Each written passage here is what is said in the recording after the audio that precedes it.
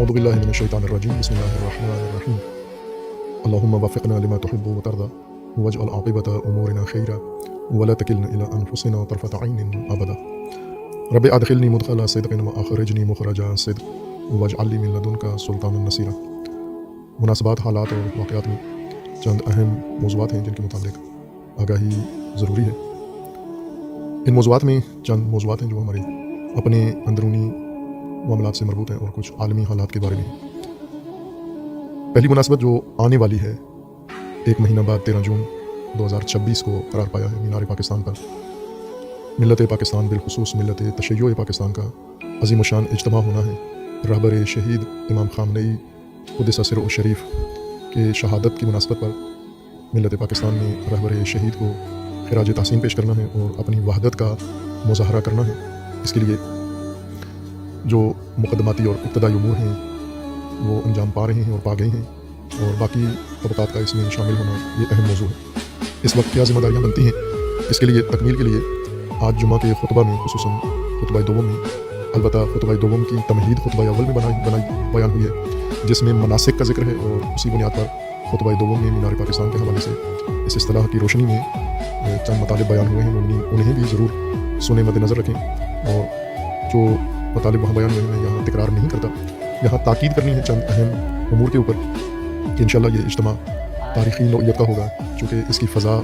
شہید رہبر رحمۃ اللہ علیہ نے ہموار کی ہے۔ جس طرح تمام دنیا اسلام کے لیے، تمام عالمی انسانیت کے لیے رہبر شہید نے اپنی جان دے کر جو ذہنی افق اور قلوب آمادہ کیے ہیں، اسی طرح سیاسی اور سماجی فضا ہموار کی ہے، دینی مذہبی فضا، جذباتی احساساتی فضا ہموار کی ہے۔ اس آمادہ ماحول میں، اس تیار فضا میں جو اس وقت مومنین مومنات ہیں ان کا اہم فریضہ بنتا ہے۔ جیسے کربلا میں حضرت سید الشہداء علیہ الصلوۃ والسلام اور آپ کے باوفا انصار نے، ساتھیوں نے اور آپ کے اولاد نے عظیم الشان قربانیاں انجام دی ہیں، اور اس کے بعد جو قربانیوں کے بعد بہت ہی کٹھن شرائط اور حالات اور ماحول تھا، اور اس میں بی بی زینب سلام اللہ تعالیٰ علیہ نے اور باقی اسرا نے اور اہل البیت علیہ السلام نے، اور خصوصاً امام زین العابدین علیہ الصلوۃ والسلام نے یہ مرحلہ بخوبی طے کیا، جس کے نتیجے میں آج ہم یہ فخر کر سکتے ہیں کہ حسینی ہیں، اور کربلائے مقدس یا عاشورہ مقدسہ کے قیام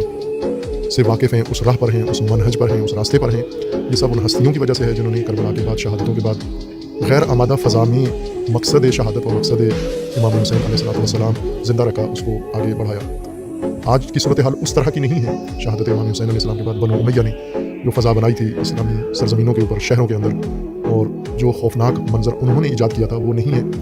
بنو امیہ نے اتنا خوف ایجاد کیا کہ حتیٰ کوفہ کے شیعہ نے بھی نہ کربلا آنے کی جرأت کی، اور نہ کربلا کے بعد کربلا کے حق میں آواز اٹھانے کی جرأت کی۔ 3 سال بعد البتہ انہیں احساس ہوا، ان کے ضمیر بیدار ہوئے، انہوں نے توبہ کی اور طالبین کا لشکر تشکیل کیا، اور پھر اپنے احساس کو تسکین دینے کے لیے انہوں نے نبرد کی، اور اس میں سارے مارے گئے۔ لیکن ظاہر ہے وقت کے اوپر شہداء کربلا کا درجہ حاصل نہیں کر سکے، ہر چند توبہ کر لی، اور امید ہے شاید اللہ نے توبہ قبول بھی کی ہوگی ان کی، لیکن بے وقت کی کا قیام تھا، اور شہادتیں بھی دیں لیکن وقت کے اوپر قیام نہیں کیا۔ وقت میں بی بی زینب سلام اللہ تعالیٰ علیہ اور امام سید ساجدین علیہ الصلوۃ والسلام و دیگر جو اہل البیت علیہ السلام اور اصحاب کے خانوادہ تھے، انہوں نے یہ فریضہ انجام دیا، البتہ قید و بند کی صعوبتوں اور سختیوں کے اندر۔ لیکن آج ایسے نہیں ہے۔ آج کی کربلا میں شہادت نے جو میدان ہموار کیا ہے، وہ رکاوٹیں ساری ہٹا دی ہیں، موانع برطرف کر دیے ہیں، دل نرم کر دیے ہیں، ذہنی دریچے کھول دیے ہیں، ضمیر جگا دیے ہیں۔ اس لیے ایک بھرپور آمادہ فضا ہے، اور اس کے اندر جن لوگوں نے عمل زینبی، وقار زینبی انجام دینا ہے، انہیں کوئی مشکل نہیں ہے۔ فقط اپنی کاہلی سستی دور کریں، اپنے اندر جد پیدا کریں، اور میدان میں آئیں، اور اس عظیم اجتماع کے لیے جو ذمہ داریاں ہیں ان کی وہ انجام دیں، جنہیں قرآن کریم کی اصطلاح میں مناسک کہا جاتا ہے۔ ہر بڑے ہدف اور بڑے کام کے لیے، خصوصاً نظام اسلامی، نظام الہی کے لیے اور امت سازی کے لیے جو ابتدائی کام ہوتا ہے، تیاری کا کام ہوتا ہے، اس کو قرآن کریم کی اصطلاح میں مناسک کہا جاتا ہے۔ اور حضرت ابراہیم خلیل علیہ الصلوۃ والسلام نے اللہ تبارک و تعالیٰ سے یہ دعا طلب کی، وَأَرِنَا مَنَاسِكَنَا، ہمیں ہمارے مناسک بتاؤ، یعنی وہ ذمہ داریاں جو اگلے مرحلے کے لیے، امت کے لیے، نظام الہی کے لیے آج ضروری کام ہیں، وہ ہمیں بتائے جائیں، دکھائے جائیں، تاکہ ہم بھی ان ذمہ داریوں کو ادا کریں۔ اس کے لیے جو ذمہ داریاں اہم بنتی ہیں تمام ملت پاکستان کے لیے، اور بالخصوص مکتب تشیع اور اہل البیت علیہ السلام کے منہج پر قائم لوگوں کے لیے سب سے پہلی فضا وحدت کی فضا ہے، چونکہ رہبر شہید اپنی زندگی میں تاکید فراوان کرتے تھے وحدت کے اوپر، خصوصاً پاکستان سے وحدت کی ٹھنڈی ہوا لینا چاہتے تھے، محسوس کرنا چاہتے تھے۔ شیعہ سنی کے اندر وحدت اور شیعہ کے درمیان وحدت، تمام مسلمین کے اندر وحدت، یہ آرزو تھی رہبر شہید کی، لیکن اس کے لیے کوششوں کے باوجود پاکستان کی اس طرح فضا آمادہ نہیں ہوئی اور بالآخر انہوں نے اپنے خون سے، اپنے لہو سے، اپنی شہادت سے وحدت کی فضا ہموار کر دی ہے۔ یہ پہلا واجب ہے، فریضہ ہے اس اجتماع کی کامیابی کے لیے بھی اور ہمیشہ کے لیے، اور پاکستان کی بھی اشد ضرورت ہے کہ امت مسلمہ کے اندر وحدت ہو تمام طبقات میں، اور اسی طرح شیعہ سنی کے درمیان بھی اور شیعہ طبقات اور مختلف فریقوں کے درمیان بھی، چونکہ شیعہ جمعیت ایک عرصہ دراز تک انتشار کا شکار رہے ہیں اور ان کے اندر اختلاف رہے ہیں، دوریاں رہی ہیں۔ رہبر شہید نے یہ دوریاں ختم کی ہیں، دل آمادہ کیے ہیں، اور اب وقت آ گیا ہے کہ یہ سارے گروہ، یہ سارے مجموعے آپس میں مل جائیں، بے شک قائم رہیں۔ اور وحدت کا مطلب یہ نہیں ہے کہ اپنی تنظیم ختم کر کے دوسرے کی تنظیم میں آ جاؤ، کسی اور کی چھتری میں آ جاؤ، کسی شخصیت کے محور میں جمع ہو جاؤ، کسی تنظیم کے نام پر اکٹھے ہو جاؤ۔ اگر یہ کام ہو جائے تو بہت عالی ہے، اگر اتنا باصلاحیت کوئی مرکزی رہنما پاکستان کو مل جائے اور وہ ساری قوم کو خود اکٹھا کر سکے اپنی بصیرت، اپنی فراست اور اپنی کوششوں سے، تو یہ تو بہت ہی عالی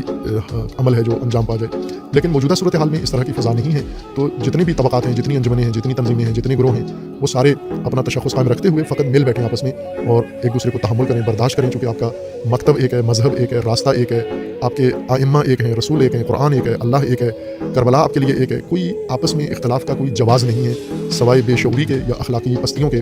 کوئی بھی اور جواز نہیں بنتا۔ تو رہبر شہید نے جو آمادگی پیدا کر دی ہے ملت میں، انشاءاللہ اس سے ہمیں پہلا مقصد حاصل کرنا ہے وحدت اور اتحاد کا، کہ جیسا کہ اس کا عملی مظاہرہ ہو رہا ہے اور مومنین بھی یہی چاہتے ہیں، آرزو ہے مومنین کی۔ البتہ مومنین کی آرزو یہ ہے کہ خواص یا تنظیمیں آپس میں اکٹھی ہو جائیں، لیکن وحدت کو خواص اور تنظیموں میں منحصر نہ کریں، بلکہ تمام طبقات اور تمام افراد وہ سب کے سب وحدت کی فضا میں آئیں اور آپس میں اتحاد و یکجہتی کا مظاہرہ کریں، اہل سنت کے ساتھ اور شیعہ آپس میں بھی۔ اسی طرح دوسرا کام جو وحدت کے ساتھ ساتھ ضروری ہے اس وقت انجام دیا جائے، وحدت کے بارے میں ہم نے کئی سالوں سے جو کوششیں کی ہیں اور وضاحت کی ہے۔ رہبر شہید نے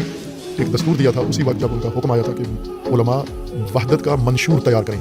اور مجھے یاد ہے قوم مقدسہ میں تھے، اور جس طرح رہبر معظم کے اکثر فرامین نظر انداز کر دیے جاتے ہیں، اور ادارے جو رہبر کے ماتحت ادارے تھے وہ بھی خانہ پوری کرتے ہیں، ایک آدھ مجلس کر لی، ایک آدھ میٹنگ کر لی، ایک آدھ اجتماع وحدت کا کر لیا، اور امام راحل فرماتے تھے کھا پی کے اٹھ کے چلے گئے۔ اسی طرح سے ہوتا تھا رہبر کے فرامین کے ساتھ بھی، اور ہمیں اندازہ تھا کہ رہبر نے جو فرمان دیا ہے کہ علماء وحدت کا منشور تدوین کریں، علماء مصروف ہیں، وقت نہیں ہے ان کے پاس اور یہ کام شاید نہ ہو سکے، تو وہ خدشہ ہمارا صحیح ثابت ہوا۔ ایک مدت تک ہم نے دیکھا، انتظار کیا کہ علماء میں سے، بزرگان میں سے کوئی یہ قدم اٹھاتا ہے، اور ہم پھر ان کے منشور وحدت کو آگے میدان میں عملی کرنے کے لیے فعال ہوں گے، اور پاکستان کی حد تک ہم انشاءاللہ اس منشور کے مطابق وحدت کو قائم کریں گے۔